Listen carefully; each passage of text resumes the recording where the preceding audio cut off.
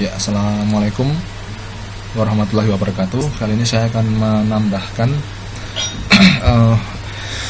materi dari kelanjutan sistem Pakar ya.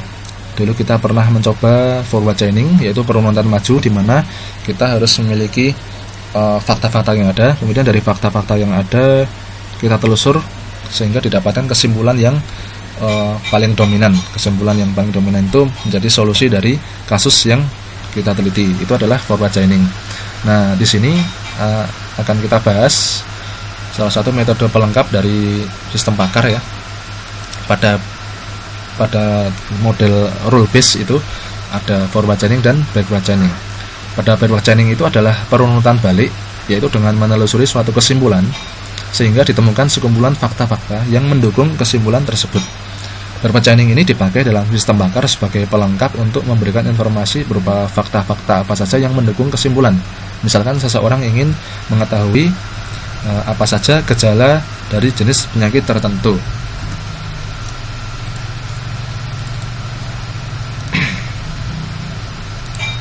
Ya. Kemudian algoritma atau mekanisme pada backward chaining itu dilakukan dengan 4 tahap ini ya. Ini secara singkatnya. Yang pertama yaitu kita tentukan kesimpulan yang akan dicari fakta-faktanya. Yang kedua, kita telusuri rule-rule yang memuat kesimpulan tersebut, lalu catat fakta-faktanya. Kemudian yang ketiga, berdasarkan fakta-fakta yang telah dicatat, kita pilih rule-rule yang memiliki kesimpulan berupa fakta-fakta yang tercatat tadi. Ya. Lalu kita ulangi lagi langkah 2 sampai ketiga hingga didapatkan suatu kondisi di mana tidak ada fakta yang menjadi kesimpulan dari rule-rule ya. Itu ya. Jadi contohnya seperti ini. Misalkan ada 5 rule yang menyatakan gejala dan penyakitnya, yaitu ada 5 penyakit ya. If A maka P5, if D maka P4. Seperti ini. Nah, jika diketahui bahwa Iris mengalami penyakit P2, maka gunakanlah metode backward chaining untuk menemukan gejala-gejala yang dialami Iris. Nah, jadi ceritanya Iris mengalami P2, dia ingin merunut gejala-gejalanya apa saja gitu, ingin flashback gitu. Maka kita harus mencari P2 itu ada pada rule mana dulu. Nah, di sini ketahuan ya. Kita lihat bahwa P2 ada atau menjadi kesimpulan pada rule keempat. Maka fakta-fakta pada rule keempat ini harus kita telusur. Ya, tahapnya seperti ini ya. Ini dari P2. P2 itu punya 2 fakta pendukung berdasarkan pada rule 4, yaitu P3 dan B. Nah, kemudian dari fakta yang mendukung P2 ini kita cari adakah fakta yang menjadi kesimpulan pada rule lain. Ada, yaitu P3 ya. P3 pada rule 3 ini memiliki 2 fakta pendukung, yaitu P5 dan C ya. Kemudian dari fakta yang mendukung P3 ini kita cari adakah fakta-fakta ini yang menjadi kesimpulan pada rule yang lain. Oh, ada, yaitu P5. P5 menjadi kesimpulan pada rule 1 dengan faktanya yaitu E. Sehingga ditemukan ya fakta-fakta yang menyebabkan terjadinya P2, penyakit P2 yang dialami Iris itu adalah E dan C dan P5 dan P3 dan B. Ya, sebenarnya karena jika E maka P5, maka ini saja sudah cukup ya. E kemudian C, karena jika mengalami E pasti mengalami P5, sehingga E dan C kemudian dan B. Karena jika mengalami P5 dan C pasti mengalami P3, sehingga langsung saja dari 3 ini sudah terpenuhi P2 gitu ya. Kemudian ada contoh lain. Ini untuk investasi, suatu kasus dalam investasi kita menggunakan backward chaining ya. Nah, ini diketahui 2 fakta yang sudah dimiliki oleh seseorang. Jadi seseorang itu memiliki uang 10.000 ya. Kemudian dia berusia 25 tahun, dia berkonsultasi apakah nanti cocok jika berinvestasi pada IBM stock, apakah nanti terkualifikasi atau memenuhi jika dia berinvestasi pada IBM stock. Nah, rule-nya ada ini ya. Rule-nya di sini ada 5 rule, tapi di sini kita lihat dulu keterangan-keterangan dari variabelnya ya. Nah,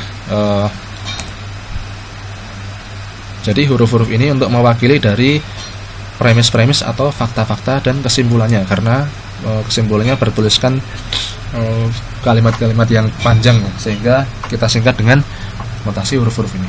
Ya, ini A. Untuk notasi A itu melambangkan dia memiliki uang 10.000 untuk investasi, berarti dia ini adalah fakta ya. Kemudian B itu melambangkan berusia kurang dari 30 tahun. Kemudian C itu tingkat pendidikannya pada level college. Kemudian D pendapatan minimum per tahun 40.000 dolar. Kemudian E investasi pada bidang sekuritas atau asuransi. Kemudian F investasi pada saham pertumbuhan atau growth stock. Dan G ini investasi pada saham IBM. Kita lihat sebentar. Jadi kesimpulannya ini berinvestasi pada bidang sekuritas, investasi pada saham pertumbuhan, kemudian berpendidikan college, kemudian ini saham IBM, investasi pada saham IBM. Berarti ini ya yang menjadi kesimpulan itu C, kemudian E, F, G ya. Nah, ini rule-nya seperti ini. Panjang, ini kita singkat dengan notasi yang tadi sudah dicantumkan di awal ya. Notasinya ada di sini, ini kita singkat saja rule-nya dengan huruf-huruf tadi. Nah, jadi kesimpulannya adalah E, F, C, G. Nah, C, G ini, G ini yang dicari dengan dua fakta tadi, yaitu A dan B. A itu dia memiliki uang 10.000 dolar, kemudian B itu dia berusia 25 tahun atau usia di bawah 30 tahun. Apakah dia bisa terkualifikasi untuk berinvestasi pada saham IBM, ataukah dia bisa memenuhi rule kelima? Nah, itu kita lakukan backward chaining. Tahap backward chainingnya seperti ini ya. Karena backward chaining itu dari belakang, maka kita melihatnya dari goalnya dulu. Goalnya adalah investasi ke saham IBM, yaitu pada G ini. Nah, kita lihat G ada pada rule keberapa? G ada pada rule kelima. Maka kita lihat fakta-fakta yang mendukung G. Oh, F. F ini belum tahu nilainya ya, karena kita hanya baru punya nilai A dan B ya. A itu true, kemudian B-nya true. Tadi A itu yang berinvestasi tadi yang memiliki biaya 10.000 dolar, kemudian B itu yang berusia 25 tahun. Nah, ini F ini adalah fakta dari kesimpulan G. Karena dia belum tahu true atau false-nya, belum tahu nilainya, kita track ya, kita track. Adakah rule-rule di sini yang memiliki kesimpulan berupa F? Oh, ada. Kita lihat di sini rule kedua. F ini pada rule kedua memiliki fakta C dan D. Tapi yang fakta yang kita miliki baru A dan B. Berarti belum bisa ya, belum bisa. Lalu kita lihat dulu F yang di sini. F yang pada kesimpulan pada rule ketiga. Dia memiliki fakta B. B-nya sudah punya nilai. Kemudian E-nya belum. Nah, karena B-nya sudah punya nilai, kita track dulu E yang di sini. Barangkali dia sudah punya nilai. Nah, E-nya kita track. Adakah E yang menjadi kesimpulan pada rule yang lain? Kita track di sini. Oh, E-nya di rule 1. E menjadi kesimpulan pada rule 1. Nah, kita lihat fakta-fakta yang mendukung terjadinya E ya, yaitu A dan C. Nah, A ini sudah dimiliki. Tadi dia sudah memiliki uang 10.000 US dollar ya, atau 10.000 dolar. Nah, A ini bernilai true. Nah, tinggal C ini kita lihat bagaimana C ini. Nah, karena tadi C ini ada nggak? Harusnya nih setelah step kelima ada panah yang menghubungkan untuk track ya. C-nya di track ke sini. Adakah fakta C ini yang menjadi kesimpulan pada rule yang lain? Oh, ada. Pada rule keempat C itu menjadi kesimpulan. Dan fakta yang mendukung C yaitu B. Ternyata B sudah ada nilainya, otomatis C itu true ya. Berarti kalau C true, di sini nilainya A-nya juga true, A dan C, maka E terpenuhi. Nah, karena E terpenuhi, maka di sini E yang di sini adalah true. Di sini juga sudah punya nilai B true. Berarti R3 terpenuhi ya. Karena R3 terpenuhi, maka F di sini terpenuhi. Nah, sehingga karena F terpenuhi, kita lihat pada rule yang memiliki fakta F. Oh, rule kelima. Jika F true, maka G juga true. Sehingga di sini terbukti bahwa dengan menggunakan backward chaining terlihat meskipun seseorang tadi baru memiliki dua fakta yaitu A dan B, yaitu memiliki uang 10.000 dolar dan dia berusia 25 tahun, dia sudah memenuhi untuk berinvestasi di saham IBM ya. Jadi seperti itu. Nanti teman-teman kalau mengerjakan di dalam soal ujian dengan misalkan soalnya tunjukkan dengan backward chaining untuk menemukan fakta-fakta dari kesimpulan ini. Apabila sudah ada fakta sebagai berikut, ini Anda cukup menggunakan ini karena ilustrasinya mudah, efisien ya, dibandingkan dengan metode iterasi. Akan tetapi apabila Anda ingin bisa melakukan coding di dalam aplikasi, maka metode iterasi itu adalah pendekatan yang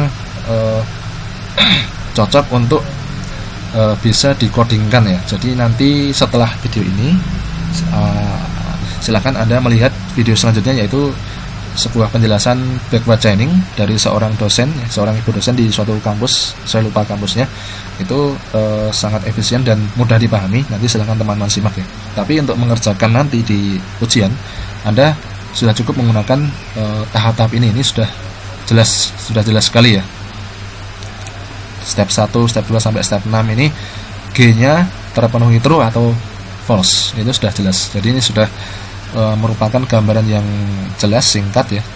Tetapi untuk bisa dikodingkan ke dalam aplikasi, maka alangkah baiknya kita memahami juga metode iterasi.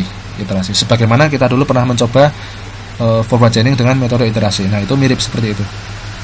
Nanti teman-teman silahkan menyimak video setelah ini. Terima kasih. Wassalamualaikum warahmatullahi wabarakatuh.